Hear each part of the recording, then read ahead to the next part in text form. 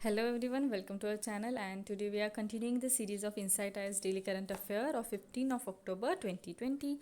The topics that we are going to discuss today, there are 7 topics from the means point of view and there are 3 topics that are prelim specific. Okay, so let's start our today's discussion with the first news from GS2 paper, that is diminishing the role of a parliament. तो context देखा जाए तो ऐसा बोला है कि जो parliament का भी रोल है वो कहीं ना कहीं डिक्रीज हो रहा है। ठीक है, ऐसा क्यों कहा गया है? ऐसा बोला है कि जो प्रेजेंट गवर्नमेंट के कुछ एक्शन जो है वो जो पार्लियामेंट का मेजर रोल है, ठीक है, वो कहीं ना कहीं अंडरमाइन कर रहे हैं। अभी कौन से एक्शंस हैं, ठीक है, जो पार्लियामेंट की रोल जो होता है, ठीक है, तो उसको कम कर रहा है वो देखते हैं। तो पहला है कि जो पीएम मोदी है, ठीक है, उन्होंने बस पार्लियामेंट में 3.6 टाइम ही ईयर में, इस साल में सिर्फ 3.6 टाइम ही, मतलब ही हैज़ स्पोकन। एंड अगर उनका 6 ईयर का भी देखा जाए, लास्ट ईयर मतलब पहली जो गवर्नमेंट थी वो भी उनकी पार्टी की थी, तो लास्ट टाइम भी वही पीएम थे। तो लास्ट टाइम का अगर पूरा कंसिडर करके देखा जाए तो इन 6 सालों में, ठीक है, उन्होंने सिर्फ 22 बार, ठीक है, 22 बार से पार्लियामेंट में he has spoken. Okay, and this illustrate that the populist style of communication of a Modi, who preferred to communicate directly with the people, either through the either on radio, that is like Indira Gandhi in 1970s, or via social media like US President Donald Trump। ठीक है, तो ये क्या दिखाता है, जो PM ना mostly अभी जो इनडायरेक्ट जो फॉर्म होता है, ठीक है, सॉरी, जो डायरेक्ट फॉर्म होता है पीपल को कम्युनिकेट करने का, ठीक है, आइदर थ्रू रेडियो, ठीक है, जैसे इंदिरा गांधी के टाइम में रेडियो थ्रू कम्युनिकेट करते थे, ठीक है, और सोशल मीडिया थ्रू, जैसे जो पीएम है, प्रेसिडेंट है डोनाल्ड ट्रंप, जो ऐसे कम्युनिकेट करते हैं, ठीक है। तो जो मोदी है, जो पॉपुलिस्ट स्टाइल है कम्युनिकेशन का, वो यूज़ अभी कर रहे हैं, ऐसा दिखाई दे रहा है। ठीक है, ये तो एक बहुत अच्छी बात है कि वो पीपल से डायरेक्ट कनेक्ट होना चाहते हैं, पर एक मेजर कंसर्न राइज हो रहा है, ठीक है, क्योंकि क्या हो रहा है, जो मेजर रोल होता है जैसे पार्लियामेंट में, ठीक है, पार्लियामेंट में काफ़ी सारे डिबेट लिए जाते हैं, ठीक है, डिबेट होते हैं, काफ़ी सारे बिल का डिस्कशन होता है। तो वहाँ पे कैसे होता है, ओपोजिशन जो होता है या जो भी जिसको भी बिल का कुछ अपोज लग रहा हो तो वो कॉन्ट्राडिक्ट करते हैं, ठीक है। तो ये जो कॉन्ट्राडिक्शन प्रोविजन रहता है, ठीक है, कुछ एडवाइस प्रोविजन या कुछ जो फीचर्स है, ठीक है, वो कहीं ना कहीं जो है ये डायरेक्ट जो पीपल से कम्युनिकेट करने का के वे से, ठीक है, आइदर रेडियो और थ्रू द सोशल मीडिया, इसके वजह से ये कहीं ना कहीं कम हो रहा है। ठीक है, और सेकंड देखा जाए, सेकंड एक्शन कौन सी जो रोल है पार्लियामेंट का कम कर रही है, वो है ऑर्डिनेंस रूट। ठीक है, इस बार क्या देखा जा रहा है, Modi government most of the जो बिल्स है, ठीक है, इनके टाइम पे मोस्ट ऑफ द बिल जो है वो ऑर्डिनेंस रूट, ठीक है। ऑर्डिनेंस रूट क्या होता है, मतलब हम जैसे जानते हैं ऑर्डिनेंस ऑर्डिनेंस जो है प्रेसिडेंट इशू करता है when the parliament is not in session. ठीक है, जब पार्लियामेंट सेशन में आती है उसके बाद उस पर्टिकुलर ऑर्डिनेंस पे डिस्कशन होता है, एंड देन जो बिल है, ठीक है, जो ऑर्डिनेंस है उसको बिल करके फॉर्मुलेट किया जाता है। Okay, in this way the ordinance is form. Article देखा जाए मेरे अकॉर्डिंग 123 आर्टिकल, एक बार चेक कर लीजिए, मुझे उतना क्लियरली याद नहीं आ रहा। ठीक है, तो वो ऑर्डिनेंस का पावर रहता है प्रेसिडेंट के पास। तो ठीक है, मोस्ट ऑफ द जो बिल है ऑर्डिनेंसेस हैं, ठीक है, ऑर्डिनेंस कब मोस्टली पास किया जाता है, वो जो अगर कोई बिल पास करना हो तो ऑर्डिनेंस के फॉर्म में किस टाइम कब मोस्टली प्रिफर करते हैं, जब कोई माइनॉरिटी गवर्नमेंट हो या कोलिशन गवर्नमेंट हो। ठीक है, पर देखा जाए तो इस बार मोदी गवर्नमेंट का जो है, ठीक है, वो मेजॉरिटी पार्टी विनिंग है, ठीक है, मेजॉरिटी उनके जो है सीट से लोकसभा में, फिर भी वो कहीं ना कहीं जो ऑर्डिनेंस रूट है जो मोस्टली माइनॉरिटी गवर्नमेंट और कोलिशन गवर्नमेंट यूज़ करती है टू पास एनी बिल, ठीक है, ये यूज कर रहे हैं। तो ये भी कहीं ना कहीं जो है एक हम बोल सकते हैं it is diminishing the power और the role of a parliament. ठीक है, और उसके साथ देखा जाए ऑन एन एवरेज देखा जाए तो मनमोहन सिंह के जब टाइम पे 6 इन ईयर, ठीक है, ऑर्डिनेंस है jump, and Modi's time, okay, 11 in a year, इतना जो है रेंज दिखाई दे रहा है। No role for the parliamentary committee, अभी पार्लियामेंट्री कमेटी का भी जो रोल है वो कहीं ना कहीं डिक्रीज हुआ है। The number of a bills that have been referred to parliamentary committee, the deliberative core of a parliamentary work has shrunk dramatically from 68%, 68, that is 71% of a total in the 15th Lok Sabha, to 24, that is 25% to the total in the 16th Lok Sabha and 0 in the 2022। ठीक है, तो parliamentary committee का भी एक major role होता है। ठीक है, in considering the number of a bill. ठीक है, पार्लियामेंट्री कमेटी के पास बिल जाते हैं। ठीक है, बिल का एक प्रोसेस होता है, कंप्लीट एक प्रोसेस होता है। ठीक है, तो एक टाइम होता है जो पार्लियामेंट्री कमेटी को बिल रेफर किया जाता है। तो ये भी जो रोल है पार्लियामेंट्री कमेटी का वो भी कहीं ना कहीं कम हो रहा है। ठीक है, it has also been shrunk dramatically. ठीक है, अभी नेक्स्ट क्या दिखा गया है, restore of a money bill route. इसका इसका मतलब क्या है, तो कि अगर स्पीशी की जो लेजिस्लेशन है, ठीक है, मेन जो बिल्स है वो मनी बिल के फॉर्म में पास होते हुए दिखाई दे रहे हैं।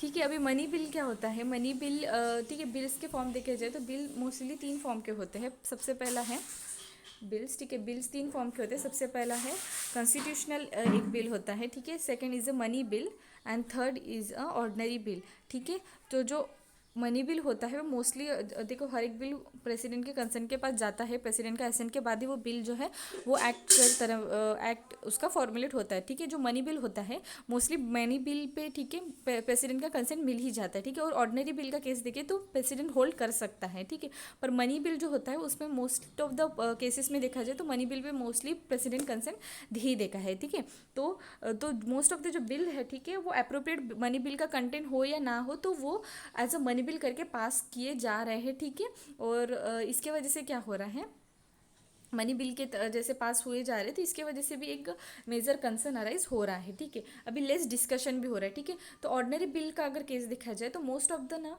बिल्स एमपी के हाथ में ना कुछ टाइम पहले ही मिल रहे हैं। ठीक है, text is handed over MPs in the last minute and because of this they get a very less time for the debate and role and the significance of a parliament is deliberation. ठीक है, by definition parliament is a crucial for of criticism, deliberation and even consensus making. Parliamentarism stand poles apart from the populism not only because it epitomizes representative democracy but also because it create opponent as a advisory not as a enemy। ठीक है, एक parliamentary committee पार्लियामेंटिज्म होता है, जो parliament होती है, ठीक है, उसका मेजर रोल क्या होता है, वो एज अ पॉपुलिज्म नहीं एक्ट करती। ठीक है, कोई भी एक पॉपुलर के बेसिस पे एक्ट नहीं करती है। ठीक है, उसके इसका मेन एम क्या है, पार्लियामेंट में जो भी डिस्कशन होता है, ठीक है, तो वो कुछ अगर फ्लॉज हो किसी बिल में, ठीक है, जो रनिंग गवर्नमेंट है अगर उनके कुछ बिल में या कुछ ऐसे फ्लॉज लाना, ठीक है, ऐसा कुछ प्रोविजन लाना चाहते हैं, ठीक है, if it is not for the wellbeing for the persons, ठीक है, तो उसमें कैसा होता है, वो जो ओपोनेंट होते हैं वो कुछ एडवाइस प्रोवाइड करते हैं। ठीक है, अभी उनका इंटेंशन कुछ भी हो, ठीक है, पर फिर भी एक एडवाइस प्रोवाइड करते हैं, तो हम ऐसे बोल सकते हैं ये कहीं ना कहीं जो है जो रोल है वो कहीं ना कहीं डिक्रीज हो सकता है अगर ऐसा ही जो हमने अभी फीचर्स देखे, ठीक है, ऐसा अगर चलता रहा तो। ठीक है, मेजर कंसर्न अराइज हो सकता है। ठीक है, अभी नेक्स्ट इशू है वर्ल्ड बैंक स्टार्ट प्रोजेक्ट। तो रिसेंटली कैबिनेट ने अप्रूव किया है 5718 करोड़ का वर्ल्ड बैंक एड प्रोजेक्ट है स्टार करके। ठीक है, अभी स्टार का फुल फॉर्म क्या है, strengthening teaching learning and the result for the state programme का प्रोग्राम है स्टार का फुल फॉर्म। ठीक है, अभी स्टार का प्रोग्राम जो है, ठीक है, प्रोजेक्ट जो है वो मेनली इंप्लीमेंट किया जाएगा as a new centrally sponsored scheme. ठीक है, सेंट्रली स्पॉन्सर्ड स्कीम किस department through, department of education and literacy and ministry of education through. ठीक है, इनके थ्रू ये किया जाएगा। ठीक है, अभी मैं बताती हूँ कि हम जैसे देखा जाए तो जो सेंटर के स्कीम्स होते हैं ना, सेंटर के जितने स्कीम्स होते हैं वो 2 टाइप में कैटेगराइज होते हैं। एक होता है सेंट्रल सेक्टर स्कीम, ठीक है, सेंट्रल सेक्टर स्कीम, और एक दूसरा होता है सेंट्रली स्पॉन्सर स्कीम। अभी इन दोनों में फ़र्क क्या है, ठीक है, अभी ये जो है सेंट्रली स्पॉन्सर स्कीम, इसका मतलब क्या होता है, इम्प्लीमेंटिंग जो है, ठीक है, ये जो स्कीम है मोस्टली इम्प्लीमेंट की जाती है स्टेट गवर्नमेंट थ्रू, और इसका जो शेयर होता है, ठीक है, कितना मनी कौन स्पेंड करेगा, तो इसका जो शेयर होता है वो डिस्ट्रीब्यूट किया जाता है आइदर मतलब 50-50% हो, ठीक है, 50% सेंटर पे करेगा या 50% स्टेट। ठीक है, ये शेयर पर्टिकुलर डिपेंड करता है अकॉर्डिंग टू द वेरी करता है, ठीक है, डिफरेंट प्रोजेक्ट्स में। ठीक है, तो इसको बोलते हैं सेंट्रली स्पॉन्सर स्कीम। अभी सेंटर सेक्टर स्कीम क्या होता है, तो सेंटर सेक्टर स्कीम का मतलब क्या होता है, मोस्टली जो एंटायर फंड होता है और एग्जीक्यूशन होता है दोनों सेंटर की तरफ से होता है, इसको हम बोलते हैं सेंटर सेक्टर स्कीम। ठीक है, अभी देखा जाए इस प्रोजेक्ट के बारे में, इस प्रोजेक्ट का मेन एम क्या देखा जाए तो improve the quality and the governance of a school education in 6 Indian state. ठीक है, 6 इंडियन स्टेट में जो क्वालिटी और गवर्नेंस है स्कूल एजुकेशन का उसको इम्प्रूव करना है। कौन से 6 इंडियन स्टेट है, हिमाचल प्रदेश, केरला, मध्य प्रदेश, महाराष्ट्र, ओडिशा एंड राजस्थान। ठीक है, इसमें कितने लोग कवर हो जाएंगे, कवर करने का है, ठीक है, 250 मिलियन स्टूडेंट है जिनका एज ग्रुप 6 to 17 है एंड 1.5 मिलियन स्कूल। ठीक है, उसके साथ साथ 10 मिलियन क्या है टीचर्स को भी बेनिफिट मिलेगा इस प्रोग्राम से। ठीक है, अभी इसमें क्या रिफॉर्म्स है या क्या इनिशिएटिव है इस प्रोग्राम थ्रू लाने वाले हैं। तो सबसे पहला है focus more direct on the delivery of education services to the state, district and the sub district level by providing customize local level solution toward the school improvement. ठीक है, तो जो क्वालिटी होता है, ठीक है, क्वालिटी एजुकेशन का delivery services, ठीक है, उस पर फोकस करेंगे either from state level, district, sub district, सारे लेवल्स में। उसके साथ साथ जो है स्कूल की इम्प्रूव करने के लिए लोकल लेवल सोल्यूशन का भी यूज़ किया जाएगा। उसके बाद क्या है, addressing demand from holders, especially parents, for greater accountability and inclusion by producing better data to access the quality of a learning, giving special attention to the student for the vulnerable section। ठीक है, तो ये जो proper accountability भी help करेंगी। ठीक है, और जो है एड्रेस जो भी प्रॉब्लम्स रहेंगे, ठीक है, स्पेशली पेरेंट्स के केस में उनके भी जो डिमांड्स है उसको भी फुलफिल करने का ट्राई किया जाएगा। उसके साथ साथ जो है क्वालिटी एजुकेशन तो क्वालिटी लर्निंग में फोकस किया जाएगा। एंड मेन इंपॉर्टेंट जो भी वनरेबल सेक्शंस के बच्चे रहेंगे उन पे भी स्पेशल अटेंशन दिया जाएगा इस प्रोग्राम के अंडर। उसके बाद नेक्स्ट क्या है, equipping teachers to manage this transformation by recognizing that the teacher are central to achieving better learning outcome। ठीक है, तो टीचर्स की को भी प्रॉपरली इक्विपमेंट जो है, ठीक है, फॉर जो भी ट्रांसफॉर्मेशन लाने वाले हैं, ठीक है, उसके लिए भी इक्विप किया जाएगा। उसके साथ साथ एक प्रॉपर एक बेटर आउटकम लर्निंग मिले, इसके भी ध्यान दिया जाएगा। ठीक है, investing more in the developing Indian human capital need bye strengthening foundation learning for children in a class 1 to 3 and preparing them with the cognitive, social, behavioral and language skill to meet a future labor market need। ठीक है, तो जैसे हम जानते हैं कि foundation learning बहुत strong होनी चाहिए, उसको स्ट्रेंथ करेंगे। ठीक है, तो जो ह्यूमन कैपिटल है, ठीक है, डेवलप करने के लिए जो हमें लगता है इंडिया के, वो कहीं ना कहीं बहुत ज़्यादा इंक्रीज हो जाएगा। ठीक है, तो जो स्ट्रेंथ करेंगे फाउंडेशन लर्निंग को in the class 1 to 3। Next unique component क्या है इस प्रोजेक्ट के, contingency emergency response component. The project include a contingency emergency response component under the national component which will enable it to be more responsive to any natural manmade और health disaster. ठीक है, तो ये जो programme है वो under ये programme है जो इंक्लूड करने वाला है ये जो कॉन्टीजेंसी इमरजेंसी रिस्पॉन्स कंपोनेंट को।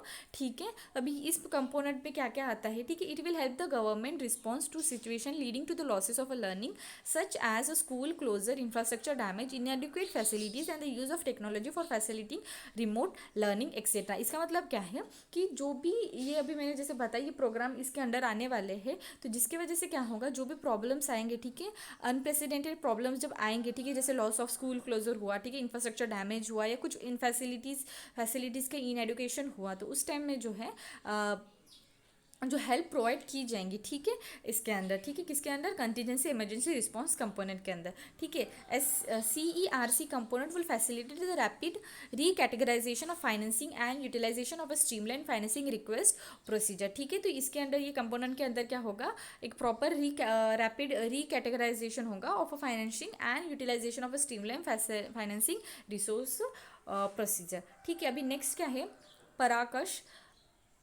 पराक्ष। ठीक है, इसका ये क्या है, एक मेजर कंपोनेंट रहेगा इस प्रोजेक्ट का, इज इस्टेब्लिश ऑफ इसका फुल फॉर्म देखा जाए तो performance assessment review and analysis of a knowledge for a holistic development. ठीक है, as a national assessment centre करके इसको रहेगा, ये इंक्लूड किए जाएगा अभी जो नेशनल एजुकेशन पॉलिसी है 2022 की।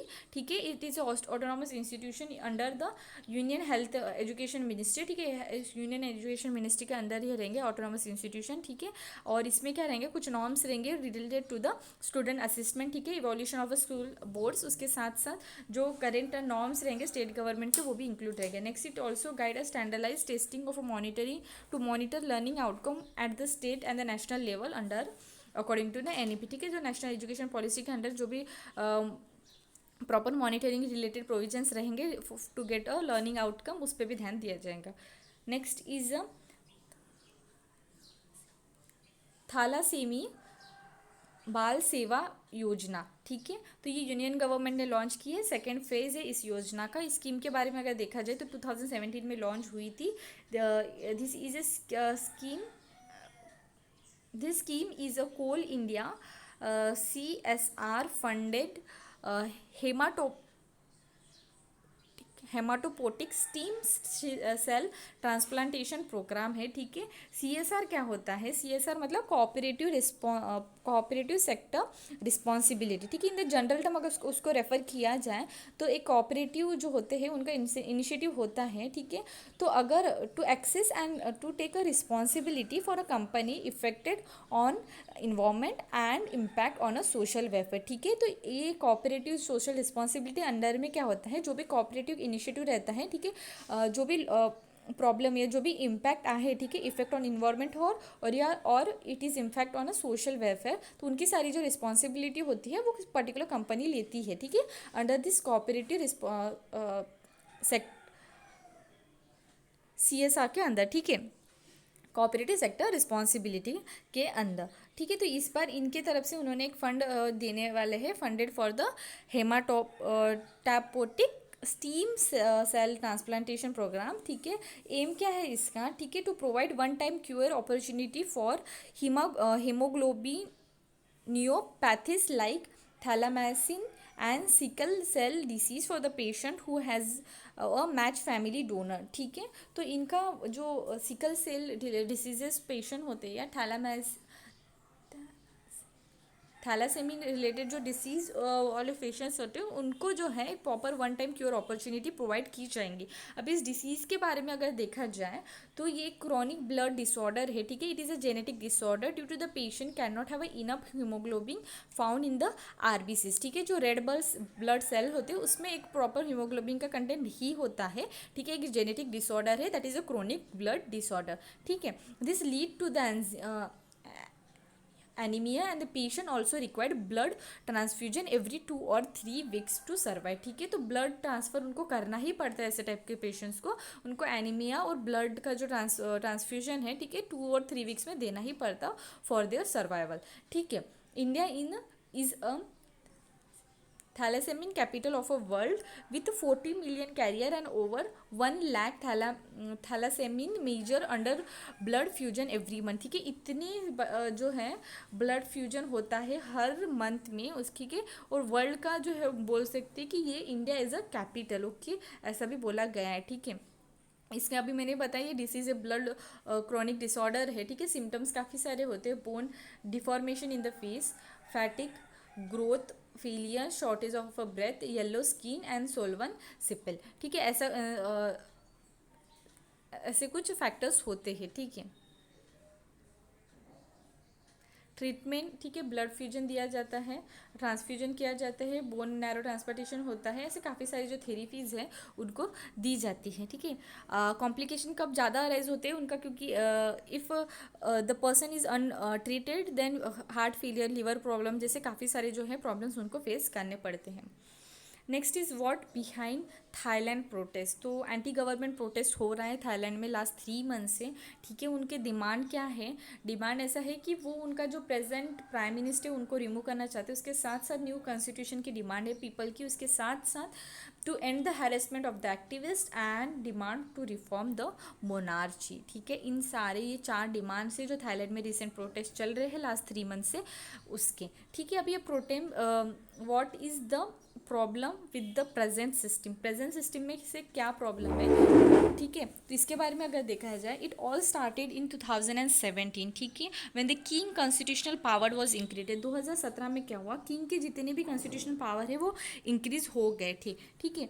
तो क्या क्या था प्रॉब्लम, तो प्रो डेमोक्रेसी एक्टिविस्ट से Thailand is a back tracking on the constitutional monarchy established when absolute royal rule ended in 1932. They say the monarchy is too closer to the army and argue that this has undermined democracy, ठीक है। जो Thailand में जो एक royal monarchy rule था वो 1932 में and हो गया, पर अभी क्या हो रहा है, एक्टिविस्ट का मानना ऐसा है, ठीक है, प्रो डेमोक्रेसी एक्टिविस्ट का मानना ऐसा है कि कॉन्स्टिट्यूशनल मोनार्ची जो है वो इस्टेब्लिश हो रही है, ठीक है। Protester also seek the scrapping of a lese magistrate law against insulting the king, ठीक है। तो जो इंसल्टिंग किंग रिलेटेड लॉ होते हैं, ठीक है, मैजिस्ट्रेट लॉ, उसको भी जो है स्क्रैप करने का प्रोटेस्टर सीक कर रहे हैं। They want the king to relinquish the personal control he took over the palace fortune, ठीक है। जो भी पर्सनल कंट्रोल जो किंग ने ली है उसको भी वो छोड़े, ठीक है, रिलिक्विश करे, ऐसा उनको उनको बोला गया है।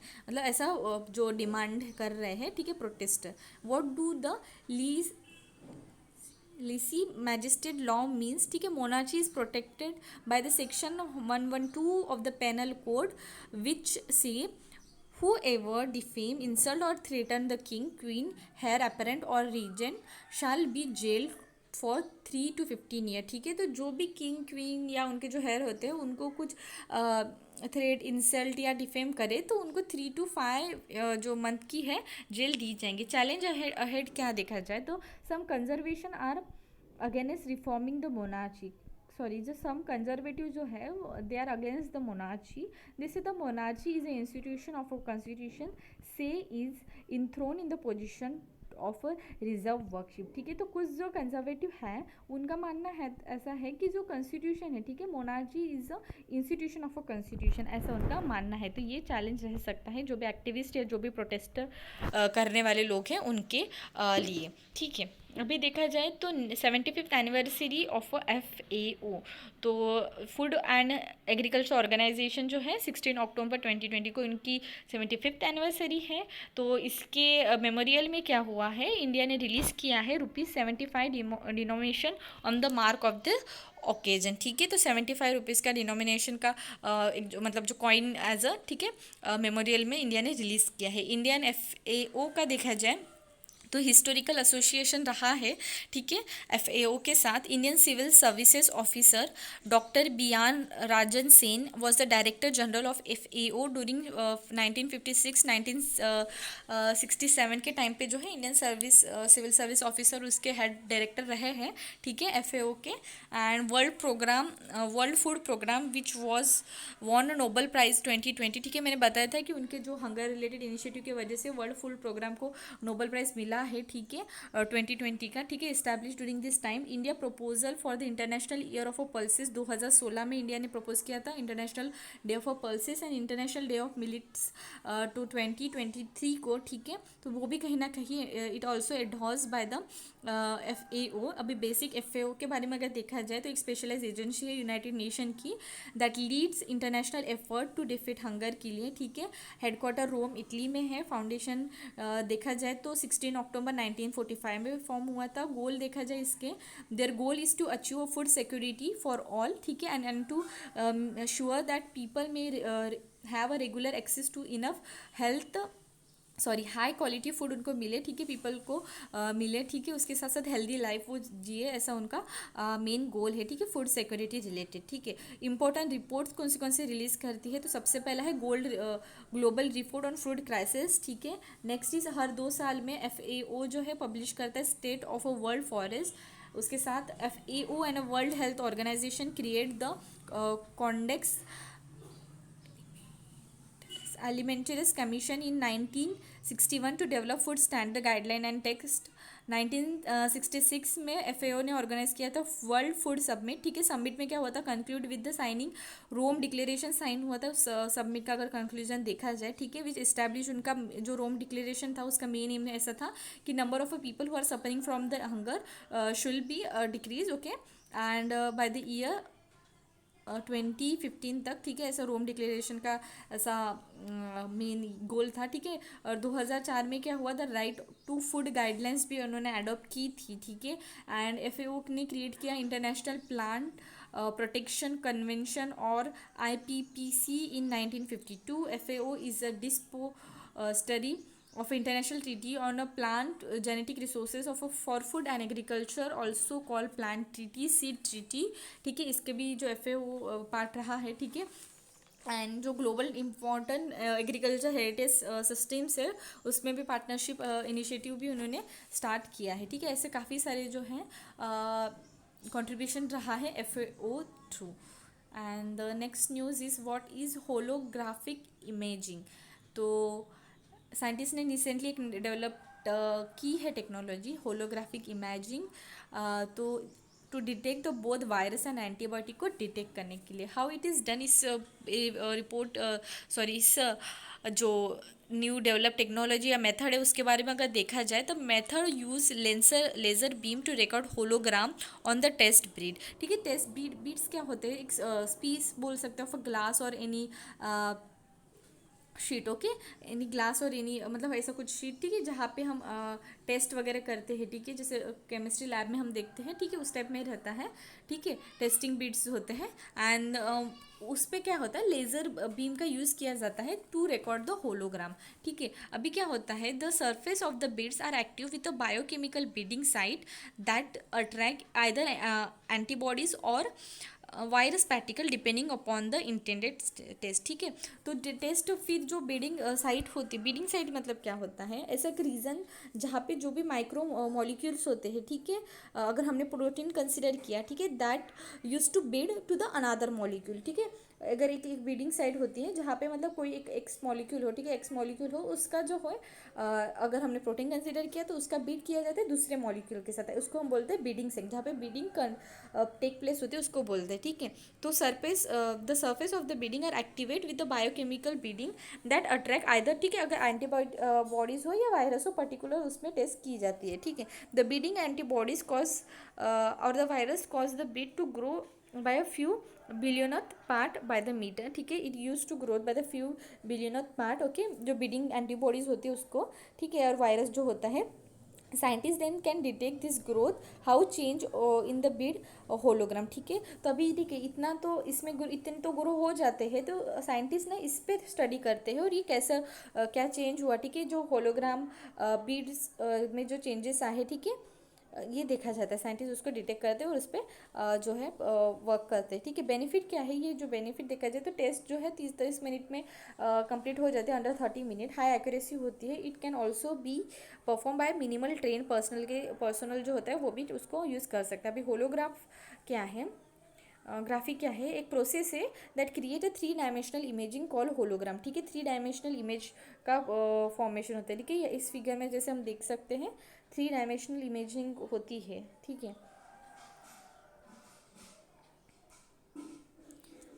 और क्या दिया है यहाँ पे, ठीक है, एक लेज़र बीम का यूज़ करके जो है बाय द प्रॉपर्टी ऑफ जो इंटरफेरेंस, ठीक है, refraction, light intensity, recording and illumination of a recording, इन सारे जो फैक्टर्स का यूज़ करके जो है लेज़र बीम का यूज़ करके एक 3 डायमेंशनल इमेज का फॉर्मेशन किया जाता है। ठीक है, तो ऐसी ये फर्स्ट जो टेक्नोलॉजी है वो 1971 में, ठीक है, एक फिजिशियन थे, ठीक है, फिजिसिस्ट थे, उन्होंने डेवलप की थी। ठीक है, इसके लिए उनको नोबेल प्राइज़ भी मिला था। उनका नाम था डेनिस गैबोर। ठीक है, उनको मिला था for inventing and developing holographic method. ठीक है, यूनिकनेस देखा जाए इस इमेज का, the image created so change according to the relative position of the individual viewer as if the object display are actually present. ठीक है, तो इस टेक्निक का यूज़ कैसा होता है, अगर मतलब आप जहाँ पे खड़े हो, अगर आपने अपना एंगल चेंज किया तो आपका जो है जो पर्टिकुलर जो इमेज होती है उसका भी जो एंगल है वो चेंज होता है। ठीक है,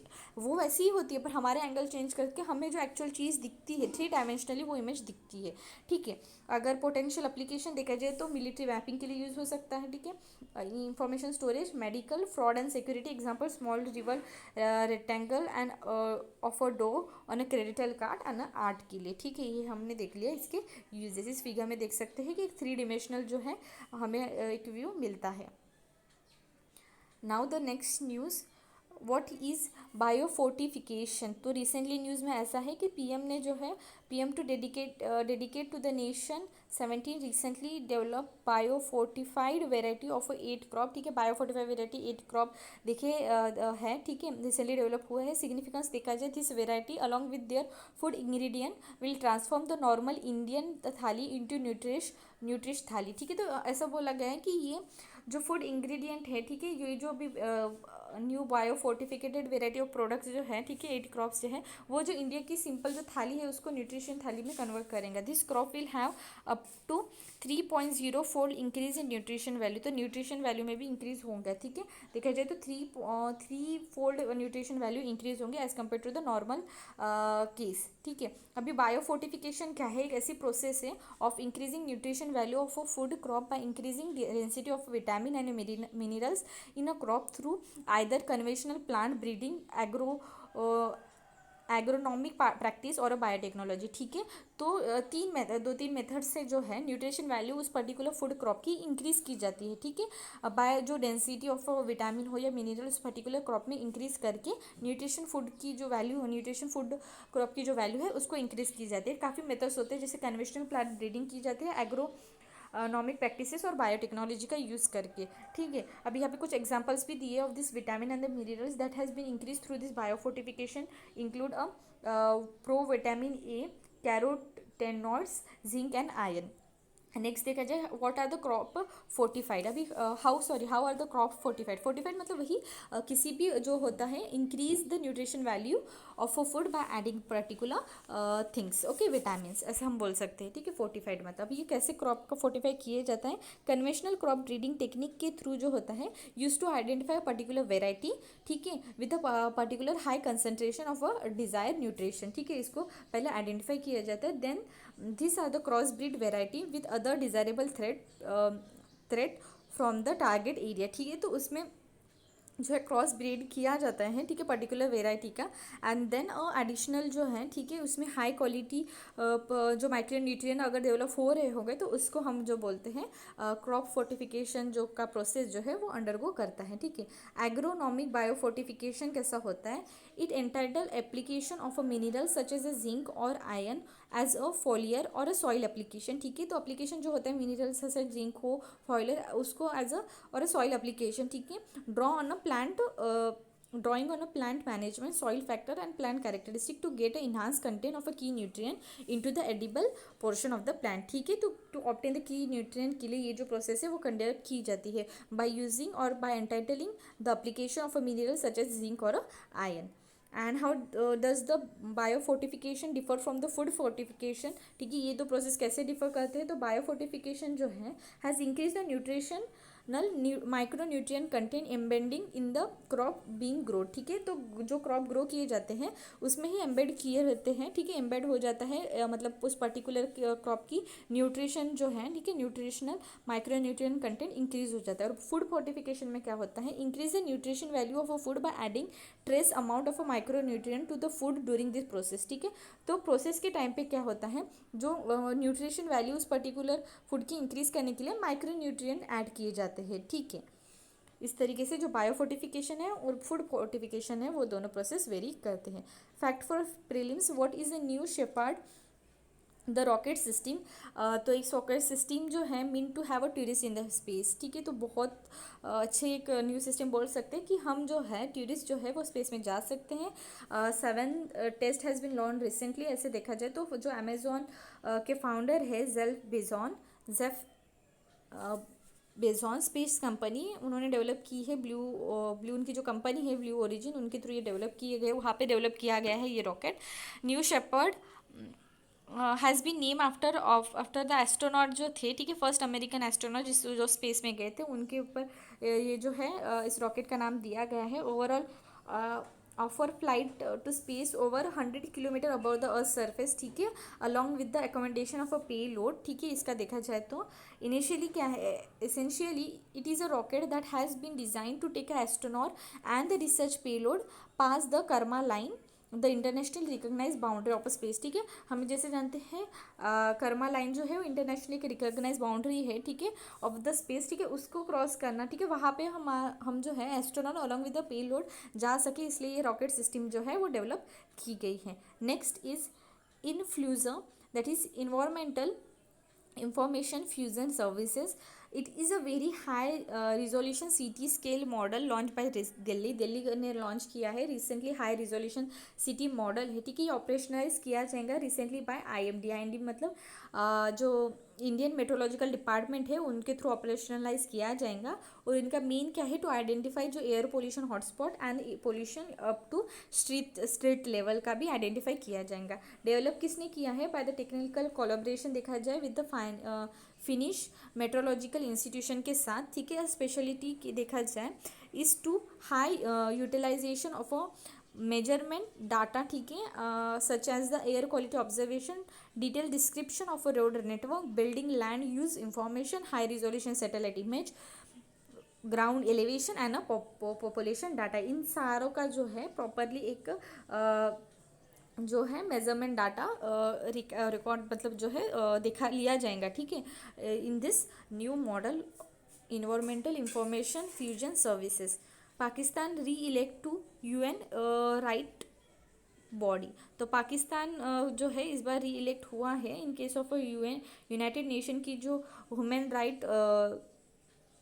कंसील है उसके लिए, ठीक है, among 5 members from Asia Pacific region में, ठीक है, waving for the 4 seats for UNSRC, ठीक है। पाकिस्तान को जो है सिक्योर राइट हाईएस्ट वोट उनको मिला है। पाकिस्तान करेंटली देखा जाए यहाँ पे serving on this platform since January 2018 से, ठीक है।